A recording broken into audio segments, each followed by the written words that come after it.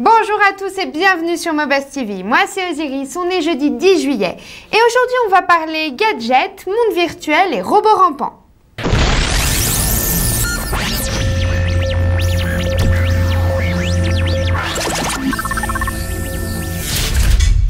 Voici pour commencer devrais-je dire gadget ou appareil électroménager? Bon, un ustensile qui transformera vos petits déjeuners en de véritables moments ultra geeks. Le toaster imprimante. Comme vous le voyez, il s'agit d'un grille-pain qui imprimera une image sur vos tartines. Le Zeus, c'est son nom, est équipé d'une mémoire contenant un tas de motifs, mais aussi d'un capteur de pain à griller. Une fois la tranche mise dans l'appareil, celle-ci est reconnue et l'appareil se met en route. Sympa, non?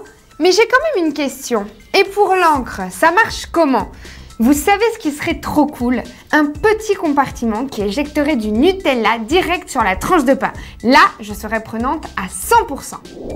Après 2 ans de rumeurs concernant un projet de monde virtuel en 3D chez Google, ça y est, c'est officiel, Google vient d'annoncer Lively, un monde virtuel dans lequel il est possible de créer son avatar et de discuter et interagir avec d'autres utilisateurs présents en ligne. L'outil est disponible sous la forme d'un plugin pour Firefox ou Explorer, mais uniquement sous Windows pour le moment. Le but est en fait de donner la possibilité à quiconque de créer un univers virtuel et de partager celui-ci.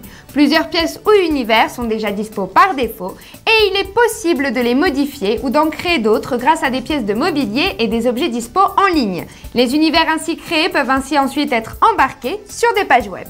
Alors en fait, Lively ressemble plutôt à un chat amélioré qu'à un réel monde virtuel, en tout cas pour l'instant.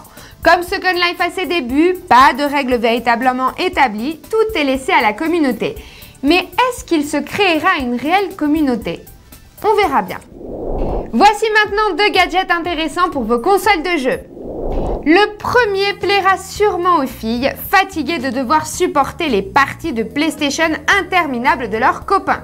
Il s'agit en fait d'une sorte de gilet manette. L'invention nécessite 2 personnes, une pour la porter et l'autre pour la manipuler comme un joystick. Au lieu de cliquer, on se masse. Et oui les filles, je vous avais prévenu, vous allez commencer à adorer les parties de play.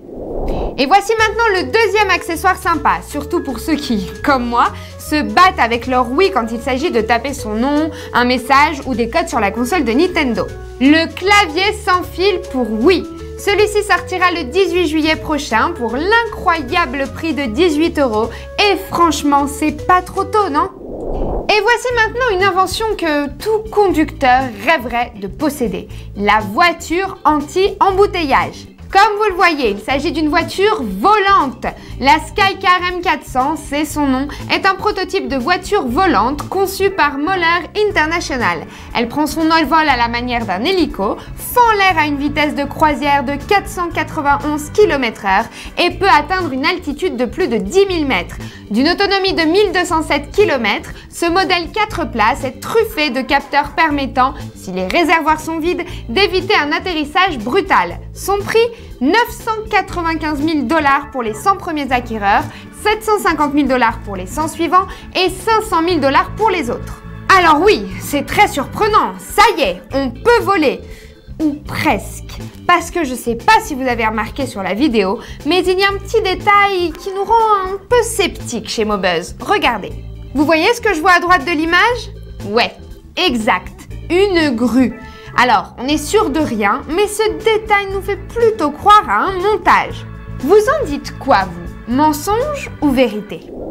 L'Afrique commence à devenir un très bon marché pour les téléphones portables et pour preuve, une société malaise va établir une ligne de production de mobiles en Zambie.